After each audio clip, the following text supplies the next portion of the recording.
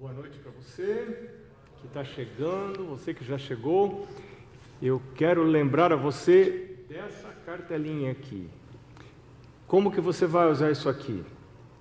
Quando você tomar a decisão para o batismo, o Espírito Santo pode ser que esteja chamando alguém que está aqui ou que está aqui para tomar a decisão para o batismo. O batismo é um passo muito importante, não é um único passo.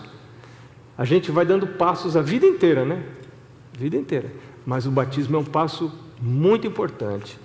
Eu estou dizendo assim, eu quero. O batismo não é uma promessa que você nunca mais vai errar. Isso não é o batismo, né? Você se batiza porque você diz, esse é o caminho que eu quero seguir. Eu creio que Jesus perdoa meus pecados. Eu quero receber o batismo e viver com Ele. E se pecar, temos filhinhos, estas coisas vos escrevo para que não pequeis.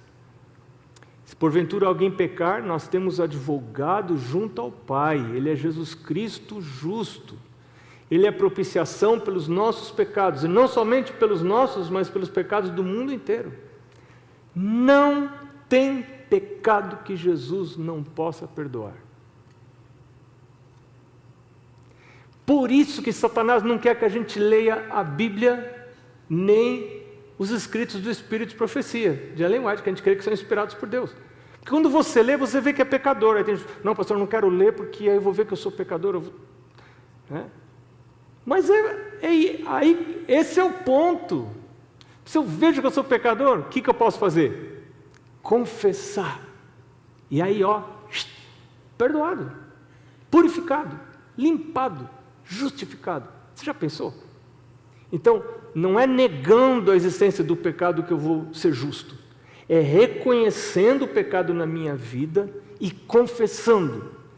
Jesus disse, se você confessa, não fique encontrando desculpas, justificação própria, querendo torcer a Bíblia para parecer que eu estou numa conduta correta. Não, Senhor, eu estou errado, a Tua palavra é correta, eu estou errado. Me perdoa, me purifica. Jesus, está perdoado, meu filho, minha filha? Está perdoado. Bom, eu acho que a gente vai cantar a última estrofe da música de novo. No final, não, agora não, no final. No final, porque o assunto de hoje tem tudo a ver com essa música. Por falar na música, se você quiser cantar em casa, hoje ela ficou disponível no meu canal do YouTube. Então você entra lá, põe lá Minha Oração, e você pode cantar ela em casa já com a letra, tá? Ela está lá à disposição. É uma música que eu ouvi, não sei se eu contei para vocês no sábado, estou ficando velho, já não lembro mais das coisas. Mas eu ouvi um tesoureiro da divisão lá do sul do Pacífico e da Ásia, que tem a sede em Manila, perto de Manila, nas Filipinas. Esse homem cantando essa música, foi muito tocante. Depois eu ouvi essa música num concílio de tesoureiros de toda aquela divisão, tinham mais de 200 pessoas, tesoureiros de grandes instituições da igreja, pequenas instituições da igreja, lidando com o dinheiro da igreja, eles cantando essa música. Fiquei muito tocado. Senhor, não quero estar pegado a nada aqui da terra. Aqueles que cuidam do dinheiro da igreja, cantando essa música. E eu pensei, a gente tem que ter essa música em português. Precisamos ter essa música em português. É importante ter essa música em português. Então agora nós a temos em português, vamos cantar. Mas hoje, nós vamos conversar um pouquinho sobre a volta de Jesus. E antes de abrir a Bíblia, a gente vai orar. Vamos orar. Senhor Deus, a Bíblia está em nossas mãos. É o Teu livro sagrado. Esse livro tem salvado vidas, a minha vida. Esse livro tem salvado casamentos, o meu casamento também. Eu quero pedir, Senhor, que agora, ao abrirmos a Bíblia, o Senhor reconheça que nós estamos abrindo a mente para que o Espírito Santo entre e encontre lugar e plante essa palavra no nosso coração. Nós pedimos e agradecemos em nome de Jesus. Amém. A gente tem tanta coisa para ler, eu estou com esperança de conseguir ler tudo o que eu gostaria de ler. Claro que a gente não pode ficar a noite toda aqui, né? Mas eu quero começar lendo, nós vamos ler bastante. Segunda Epístola de Pedro, capítulo 2. Então você me acompanha, a gente vai assim numa jornada de leitura aqui, tá? Segunda Epístola de Pedro, capítulo 3, melhor dizendo, versos 9 a 13. Diz assim: não retarda o Senhor a sua promessa, como alguns a julgam demorada. Pelo contrário, Ele é longânimo para convosco, não querendo que nenhum pereça, senão que todos cheguem ao arrependimento. Virá, entretanto, como ladrão o dia do Senhor, no qual os céus passarão com estrepitoso estrondo. Eu fico imaginando isso, os céus, a nossa atmosfera. Eu não sei o que é isso. Eu imagino que seja a atmosfera. Porque em outro lugar a palavra de Deus, aqui mesmo, diz que os elementos se desfarão abrasados. Você já estudou química? Tem a tabela lá dos elementos, né? E está dizendo aqui que a nossa atmosfera é cheia de oxigênio. Oxigênio é super combustível, né? E diz que esses elementos vão se desfazer abrasados. Os céus passarão com estrepitoso estrondo, os elementos se desfarão abrasados. Também a terra e as obras que nela existem serão atingidas. Visto que todas estas coisas hão de ser assim desfeitas, tudo vai ser desfeito. Sabe essa casinha que você está pagando? Tomara que você esteja pagando uma casinha, né? Sabe esse carro que você não deixa nem o gato passar perto para não arranhar? Tudo vai ser desfeito. Nada vai sobrar. Visto que todas estas coisas hão de ser assim desfeitas, como é que a gente deve viver?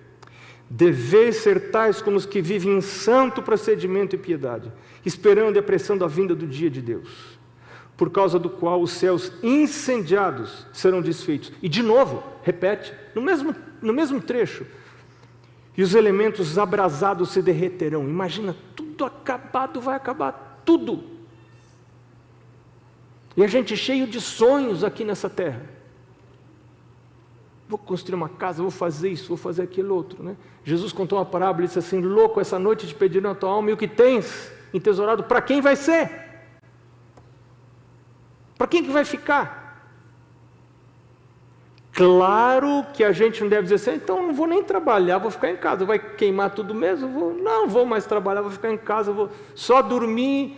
Não, a gente tem que trabalhar, tem que ganhar dinheiro, tem que guardar dinheiro, tem que investir dinheiro na causa de Deus, na salvação das pessoas, cuidar da nossa casa, da nossa família, comprar comidinha direitinho, né? Mas os nossos olhos têm que estar lá, porque eu tenho que saber que isso vai acontecer. Nós, porém, segundo a sua promessa, esperamos novos céus e nova terra, nos quais habita a justiça. Próximo texto, Mateus, capítulo 24, 36 a 39. Mateus, capítulo 24, versos 36 a 39. Vamos lá. Diz assim: mas a respeito daquele dia e hora ninguém sabe, nem os anjos dos céus, nem o Filho, senão o Pai. Pois assim como foi nos dias de Noé, também será a vinda do Filho do Homem. Porquanto assim como nos dias anteriores ao dilúvio comiam e bebiam, casavam e davam-se em casamento, até o dia que Noé entrou na arca.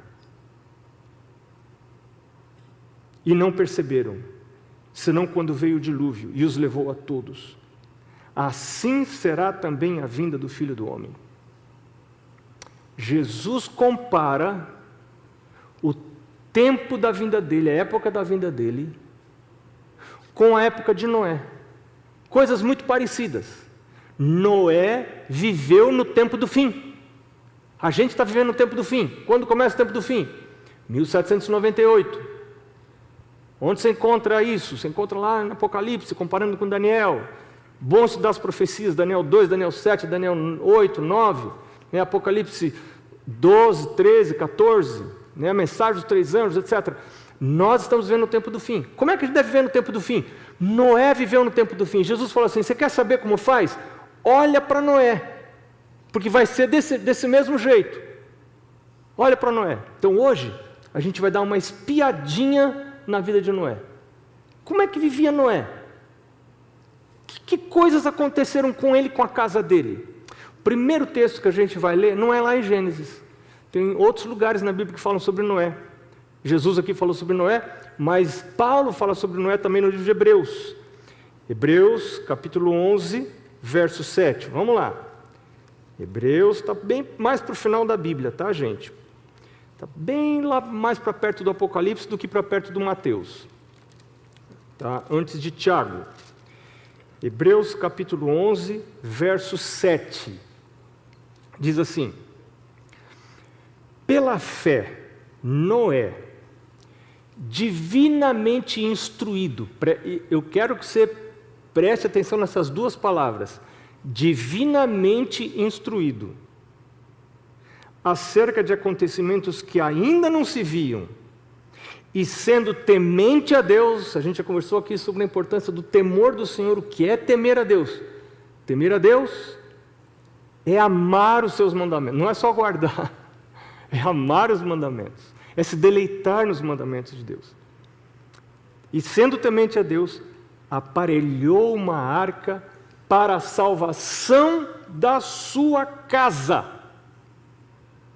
pela qual condenou o mundo e se tornou herdeiro da justiça que vem da fé.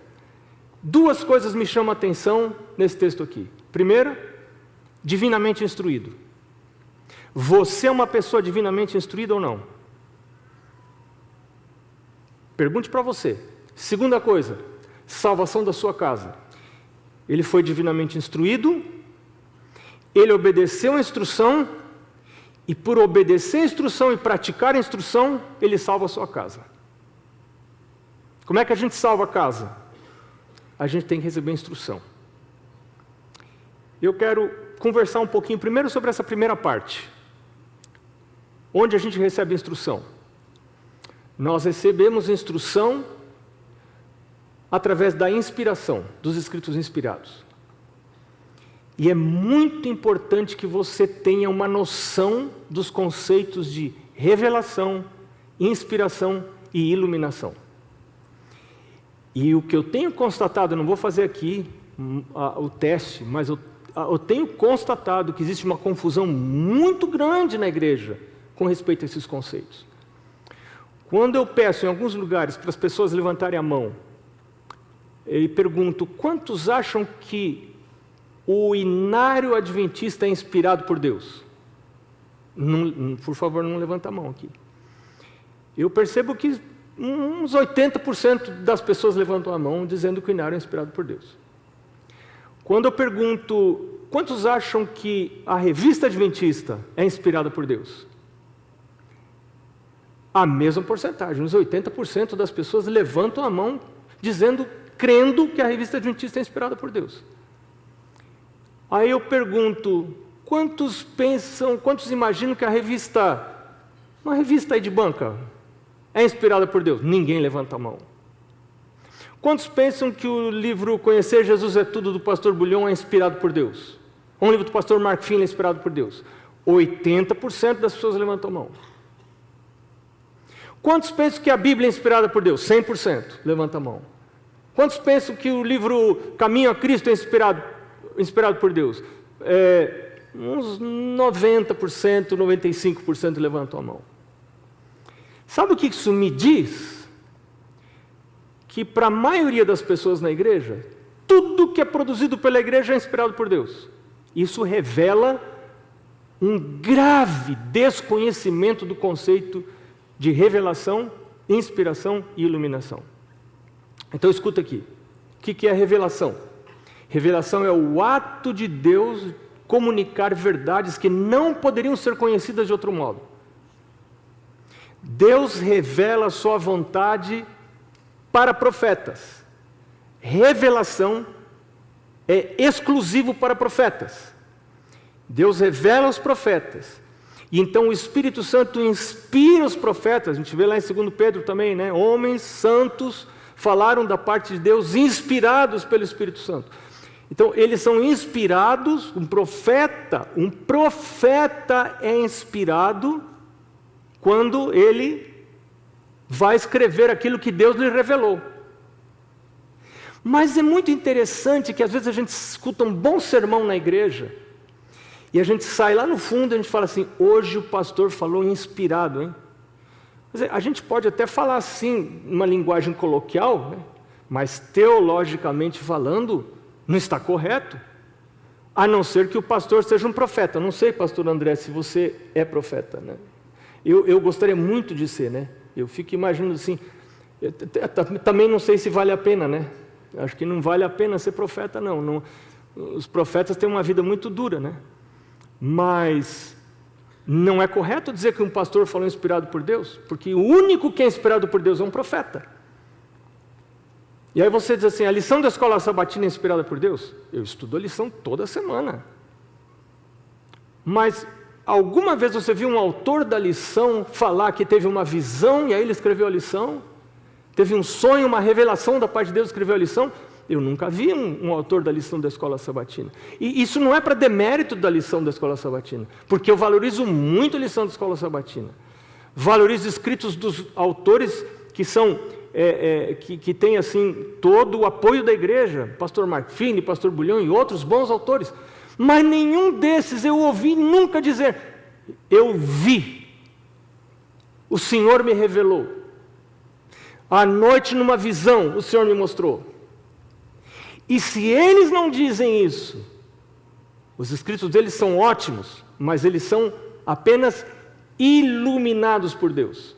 Como um sermão, um bom sermão, que o pastor André pode pregar aqui, não é inspirado por Deus, ele é iluminado, a não ser que o pastor seja um profeta. Quando você considera tudo inspirado, não é nada inspirado, fica tudo rebaixado.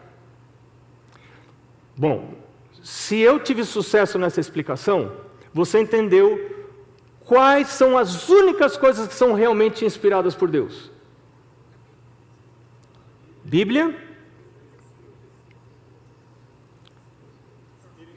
e os escritos de Ellen White. Esses escritos de Ellen White são inspirados por Deus. Bom, ela diz, o Senhor me revelou, eu vi, mas qualquer um pode dizer, né? Ela dizer que ela recebeu um sonho, recebeu visão. Eu já vi muita gente dizendo que recebeu sonhos e visão. Eu já tive no meu distrito uma pessoa que dizia que tinha sonhos e visões. E eu tinha razões para crer que ele recebia sonhos e visões. Bom, isso não quer dizer que é de Deus, porque o inimigo de Deus também pode dar sonhos e visões. E Jesus falou que nos últimos dias surgiriam falsos cristos, falsos profetas, para, se possível, enganar a muitos. Então, você vê que risco, porque se eu rejeito a voz de um verdadeiro profeta, rejeitar a voz profética não é rejeitar o profeta, é rejeitar Deus. Quando você está rejeitando o profeta verdadeiro, você não está rejeitando o profeta, você está rejeitando Deus. E qual é a outra maneira que Deus tem para alcançar você? Me fala. Que outra maneira Deus vai ter para alcançar você? Quando Deus envia sua mensagem através de um profeta e você não gosta do profeta. E você vê na história da Bíblia, muitos casos em que um rei ou alguém não gostou do profeta e matou o profeta. Diz que Isaías foi cerrado ao meio, puseram ele dentro de um toco de árvore oco e cerraram o toco, com Isaías lá no meio. Porque não gostavam do profeta. E às vezes a gente não cerra o profeta, mas cerra o livro. Ou não abre o livro, é a mesma coisa. Tem rejeição passiva e rejeição ativa. Muitos de nós sofremos da rejeição ativa. Passiva, a gente simplesmente não abre, simplesmente não lê, simplesmente não valoriza. Mas Noé foi divinamente instruído pela voz profética. Noé era um profeta. Deus falou com Noé. Deus nunca falou comigo. Eu queria ter ouvido Deus falar comigo. Um sonho, Marcos. A história lá do Samuel. Samuel, Samuel, fala, Senhor, que teu servo ouve. Pensou coisa interessante, né? Não, eu sou como todo mundo. Você também, quem sabe, né? Eu imagino, né? Nós lemos a Bíblia e às vezes Deus fala conosco, aquilo é iluminação. Não é inspiração, é iluminação. Inspiração é algo exclusivo de profeta. Então nós temos Bíblia e nós temos Espírito de profecia se Ellen White é realmente inspirada por Deus. Bom, como a gente sabe se é uma pessoa inspirada por Deus ou não? Bom, isso é um processo longo. Ellen White foi vista com muita suspeita no início do seu ministério. E eu vejo isso como saudável, porque a gente não pode sair abraçando qualquer um que diz que tem sonhos e visões. Isso é um assunto muito sério. Jesus disse que surgiriam espíritos enganadores, então eu não posso ir aceitando todo mundo que fala que tem sonhos e visões. Não é assim, eu tenho que ter muita cautela. E a igreja foi muito cautelosa. Ela sofreu rejeição até durante um longo período do seu ministério. E até o final do seu ministério, alguns nunca aceitaram. Como hoje existe isso na igreja. Mas a igreja adventista, como igreja, aceita o ministério de Ellen White como um ministério profético. Eu quero pular algumas coisas que eu tenho anotado aqui, mas eu quero dizer mais algumas coisas sobre o ministério profético de Ellen White.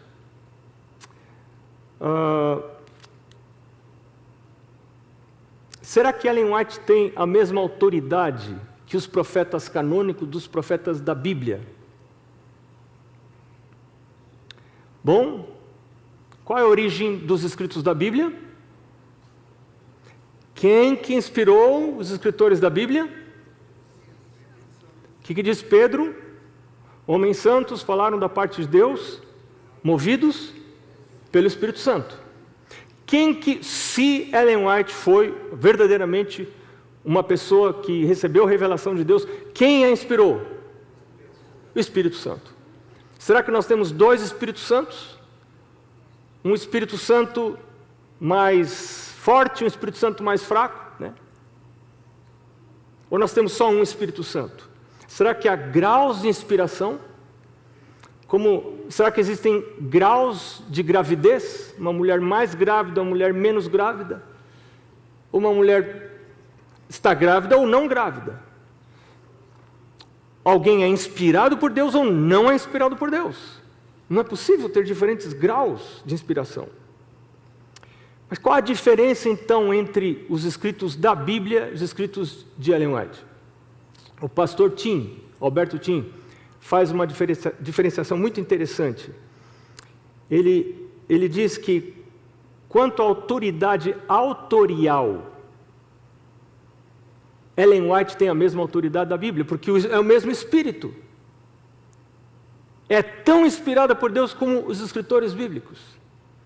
Mas quanto à autoridade funcional, é diferente. Porque você nunca vai usar os escritos de Ellen White para validar uma nova experiência profética. Alguém passou a ter visão na igreja e você vai pegar os escritos de Ellen White para comparar, para ver. Não, isso é a Bíblia. É a Bíblia, nós vamos à Bíblia, não os escritos de Ellen White. E eu diria a você, por mais que você valore e considere os escritos de Ellen White, nunca leia os escritos de Ellen White sem ter lido sua Bíblia. A Bíblia é a primeira. A Bíblia é que determina se os escritos dela são realmente inspirados por Deus. Isaías 8:20 diz assim: vá à lei e ao testemunho. Se uma nova revelação não falar de acordo com a Bíblia, não há luz. Então é a Bíblia que vai servir de critério para você avaliar qualquer outra nova manifestação do dom profético. Então isso é muito importante. Somente profetas canônicos são inspirados por Deus. A Bíblia tem relatos de vários profetas que não foram canônicos, mas que foram profetas do Senhor. Um deles é Natã, por exemplo. Natã não é... O que são profetas canônicos? São profetas cujos escritos estão no cânon, que é a Bíblia. O cânon é a Bíblia, é o conjunto dos escritos da Bíblia, é chamado de cânon, né? Então, os profetas canônicos são profetas cujos escritos estão na Bíblia. Só esses que são importantes? Natã não era um profeta canônico, não tem nada de Natã escrito na Bíblia, mas quando Davi adulterou, Natã chegou na frente do rei, contou uma historinha para o rei e falou para o rei: você é que está nessa história. E Davi abaixa a cabeça e diz assim: o Senhor está certo e eu estou errado. Não Natã, o Senhor está certo e eu estou errado. Davi poderia ter se revoltado, ele era o rei. Ele poderia ter se revoltado e matado o profeta. Mas ele aceitou Natã, a mensagem de Natã como sendo vinda de Deus. Se você quer ouvir um pouquinho mais sobre esse tema, eu recomendo para você o episódio 363 do meu podcast no Spotify. 363. Ali tem uma explicação um pouquinho maior, que a gente tem um pouco. Apenas sobre esse assunto. Aqui a gente quer cobrir um pouquinho mais. Então você vai lá para escutar, analisar, orar sobre isso e tomar a sua decisão quanto aos escritos de Ellen White. Como saber se Ellen White é inspirada por Deus ou não? Eu quero dizer para você, não pergunte para mim. Não pergunte para mim. O que você acha que eu vou responder? Eu sou um pastor adventista. Imagina que se eu fosse um mercenário, eu estou trabalhando só porque a igreja me paga um salário, eu não acredito em nada. Ainda assim, como é que eu ia responder para você? Você pergunta, pastor, você acha que Ellen White é inspirada por Deus? Como é que você acha que eu ia responder? Vai que eu respondo que não e eu perco minha função e paro de me pagar. Eu sou um pastor mercenário, não acredito em nada. Ainda assim eu vou falar para você que ela foi inspirada por Deus, certo? Agora, se você perguntar para um pastor evangélico, o que você acha que o pastor evangélico vai responder? Se Ellen White é inspirada por Deus. Se você perguntar para o Google, o que o Google vai responder para você? Você percebe? Não tem para quem você perguntar. Sabe o que você tem que fazer? Você tem que conhecer a Bíblia. Você tem que começar a ler os escritos. E comparar com a Bíblia. Eu tomei essa decisão no início do meu ministério. Não, eu preciso saber, eu preciso decidir. Eu não posso perguntar para o meu pai, eu já sei o que o meu pai pensa. Eu preciso decidir, não quero pôr a minha salvação nas mãos de outra pessoa. E se é de Deus e eu estou rejeitando? E se não é de Deus e está todo mundo enganado? Eu preciso decidir. Então eu convido você a começar a ler esses escritos. Eu só quero dizer para você que hoje, depois de estudar, eu creio que esses escritos são para preparar o povo de Deus para os últimos dias, que são exatamente os dias que nós estamos vivendo. Agora, essa foi a primeira parte. A gente viu lá em Hebreus que Noé foi divinamente instruído. Como é que nós somos divinamente instruídos? Pelos escritos proféticos, pela revelação. Se eu não leio aquilo que Deus revelou, Deus gastou toda uma energia divina para revelar, para escolher um profeta, para revelar mensagens, e eu desprezo isso. Então eu não sou divinamente instruído. Não posso ter a salvação da minha casa. Mas agora a gente vai para a segunda parte. Noé, sendo divinamente instruído, obedeceu e construiu a arca para a salvação da sua casa. Obediência à revelação. Pequenos detalhes da revelação. Eu tenho uma saúde muito débil, naturalmente.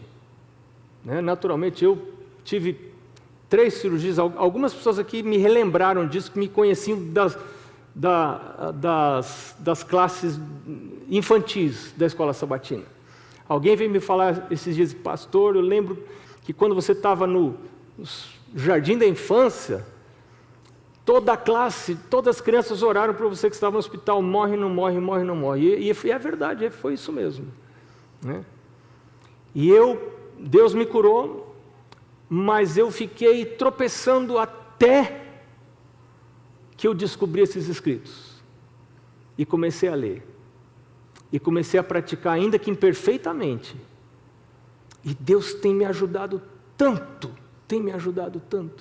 e tem me dado uma saúde muito melhor hoje com a idade que eu tenho, já vovozinho, A minha saúde é muito melhor do que a saúde que eu tinha quando eu tinha 18, 20 anos. Graças a Deus. Graças a Deus. Meu casamento foi salvo pela leitura destas coisas. Eu louvo a Deus pela existência desses escritos. Agora a gente vai para Gênesis para estudar como Noé salvou a sua casa. Porque o que aconteceu com Noé foi uma coisa muito impressionante. Eu, quando leio a história de Noé, fico muito impressionado. Essa é uma história que me impressiona. Gênesis capítulo 6. Gênesis capítulo 6. Começa capítulo 6, verso 5, diz que a maldade do homem se havia multiplicado e que era continuamente mal todo o desígnio do seu coração. A Bíblia diz no verso 11 que a terra estava corrompida à vista de Deus e cheia de violência. Alguma semelhança? Alguma semelhança? Hoje eu entrei no metrô e uma vozinha lá dentro do metrô falou assim: mantenha a sua mochila e todos os seus pertences à sua frente, para um melhor conforto na viagem. Que conforto, coisa nenhuma, não é por isso que é para ficar a mochila na frente. É por quê?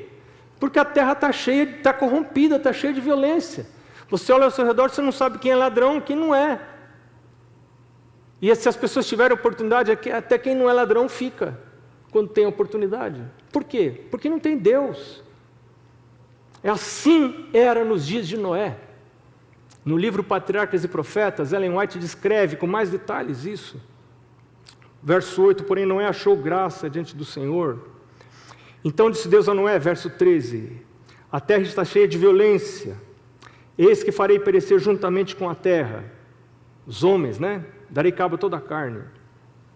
Faze uma arca, diz o verso 14, e aí Deus dá todas as especificações da arca. No verso 17 Deus fala do dilúvio, a água, destruição pela água. No verso 18 Deus diz, contigo porém estabelecerei a minha aliança. Entrarás na arca tu e teus filhos e tua mulher e as mulheres dos teus filhos. Essa é a primeira vez que Deus cita a família. Deus vai citar a família de Noé nos próximos 3 capítulos, mais 5 vezes. Deus enfatiza, Noé é a sua família. Noé é a sua família. Noé, entra você, sua esposa, seus filhos e as mulheres dos seus filhos. É a sua família, Noé. Sua família, Noé. Sua família, Noé. Noé, você obedecer à voz da revelação, você está vivendo no tempo do fim, vai significar a salvação para a sua casa, Noé. Que coisa impressionante. Eu fico imaginando a reação de Noé depois de receber essa revelação. Eu imagino que Noé não dormiu mais à noite por alguns meses. Porque quando ele entendeu o tamanho da coisa, ele percebeu as consequências. Eu fico imaginando que Noé e a esposa estavam fazendo planos, como todo mundo faz planos. Eu e minha esposa estamos fazendo alguns planos. A gente está pensando, onde é que a gente vai morar quando se aposentar? E quem disse que a gente vai se aposentar? E quem que falou para você que a gente vai se aposentar? Quem disse que a gente não morre antes? E quem disse que Jesus não volta? E a gente fazendo plano, Deus falou, Noé, teus planos estão muito lindos. Quem sabe a mulher de Noé, um dia você faz assim, uma casa assim, desse jeito para mim, Noé, pode deixar, vamos fazer isso, vamos ganhar dinheiro assim, fazer isso, e a gente vai ter essa casa que você está querendo. E agora vem Deus e fala, Noé, acabou tudo, vai acabar tudo, vai perder tudo, você vai perder todos. Se acontecesse o que Deus estava dizendo, eles iam perder todos os vínculos, com todos os parentes. Não é tão gostoso visitar parente? Às vezes não, Mas tem parente que é gostoso visitar, A maioria dos parentes, Deus fez para ser gostoso a gente visitar os parentes. Então, que coisa mais boa, você tem alguém bem chegado para você visitar. Se acontecesse o que Deus estava dizendo, depois do dilúvio não ia ter ninguém para visitar. Você imagina o que é isso? Só aquela famíliazinha. Eles iam perder tudo, completamente tudo. E agora Noé diz, bom, se a gente vai perder tudo, e nós também vamos perder tudo. Noé diz, o nosso foco vai ser investir no plano de Deus. Eles começaram a investir e começaram a construir a arca. E a Bíblia descreve aqui, e Deus orienta, verso 20, verso 21, verso 19, o que ele deveria levar. E o verso 22 diz, assim fez Noé consoante a tudo o que Deus ordenara. E Ellen White, no livro Patriarcas e Profetas, fala que Noé, tudo que ele tinha, ele investiu na construção da arca. Tudo que ele tinha. Quando Noé acabou de construir a arca, ele não tinha mais nada. A única coisa que ele tinha era a arca. Nada mais nessa terra. E aí você fica pensando, que loucura, que coisa doida é essa que aconteceu? E nada de chuva, e nunca tinha chovido. O livro de Hebreus diz, pela fé, Noé, divinamente instruído. Noé foi instruído e exerceu fé. E a fé levou a obediência à vontade de Deus. E agora ele investe tudo. Verso 5 de novo, tudo fez Noé segundo o Senhor lhe ordenara. Tinha Noé 600 anos de idade quando as águas do dilúvio inundaram a terra. Verso 7, por causa das águas do dilúvio, entrou Noé na arca, ele com seus filhos, outra vez, sua mulher e as mulheres dos seus filhos. Eu fico imaginando esse pai, pensando na salvação dos filhos, reunindo os filhos, reunindo a mulher, dizendo, o Senhor me falou, essa noite eu tive uma visão, eu não sei como foi, se foi uma visão de dia, ele acordado, se foi uma visão à noite, a Bíblia não descreve isso, mas ele recebeu uma visão de Deus, com todos os detalhes, e agora ele reúne a sua família, filhos, vamos juntos construir essa arca. E ele recebe a ajuda de alguns. A Bíblia diz, se a gente estudar a cronologia da Bíblia, aqui do livro de Gênesis, você vai descobrir uma coisa interessante. Enoque morre no ano do dilúvio. Desculpa. Matusalém morre no ano do dilúvio. E sabe que o nome Matusalém, sabe o que quer dizer o nome Matusalém? Quer dizer assim, quando ele morrer, virá. Matusalém, por certo, ajudou na construção da arca. Outros podem ter ajudado na construção da arca, mas descansaram antes de vir o dilúvio. Porque Deus disse, Noé, só você achou graça aos olhos de Deus. Só você e a sua família vão entrar na arca. E agora entram eles na arca. Disse o Senhor a Noé, verso 7, entra na arca, tu, toda a tua casa, porque reconheço que tem sido justo diante de mim no meio dessa geração. Verso 7, por causa das águas do dilúvio entrou Noé na arca, ele, com seus filhos, sua mulher e as mulheres dos seus filhos. Verso 13, nesse mesmo dia entraram na arca Noé, seus filhos, sua mulher e as mulheres dos seus filhos. Verso 8, capítulo 8, verso 16, Deus diz, sai da arca e contigo tua mulher e teus filhos e as mulheres dos teus filhos. Verso 18, saiu pois Noé com seus filhos, sua mulher e as mulheres. Por que Deus repete tanto isso? Por que Moisés que escreveu repetiu tanto isso? Quando você encontra repetições na Bíblia, saiba que ali tem coisas importantes. Deus não quer que a gente vá para o céu sozinho. Tem pais que se convertem, se consagram a Deus e se esquecem dos filhos, se esquecem da família. Deus não quer que a gente vá para o céu sozinho. Nós precisamos ir como família. E se a gente estudar a história de Abraão, Deus faz um concerto com Abraão, e a gente vai ver isso ainda nessa semana. Mas Deus diz assim, eu escolhi Abraão, porque eu sei que ele vai ordenar a casa dele após ele, para que andem no caminho do Senhor, pratiquem a justiça e o juízo. Eu conheço Abraão, eu sei que ele não quer ir para o céu sozinho. E a minha aliança com Abraão está dependendo desse compromisso que ele tem com a educação religiosa dos filhos. Eu quero fazer um apelo a você. Um apelo a você para como Noé. Você tirar os olhos daqui da terra, botar os olhos nas coisas do céu. E enquanto você trabalha e ganha dinheiro e faz as coisas que tem que fazer, investir na construção da arca, investir na salvação de pessoas, primeiro da sua casa. Agora não é só a sua família que vai, são todas as famílias daqueles que temem a Deus. Todas as famílias daqueles que decidiram seguir a Jesus, que confessam os seus pecados, que amam a sua vinda. Eu quero cantar com você a última estrofe. O Rony vai nos ajudar aqui. A gente vai cantar só a última estrofe, a quarta estrofe.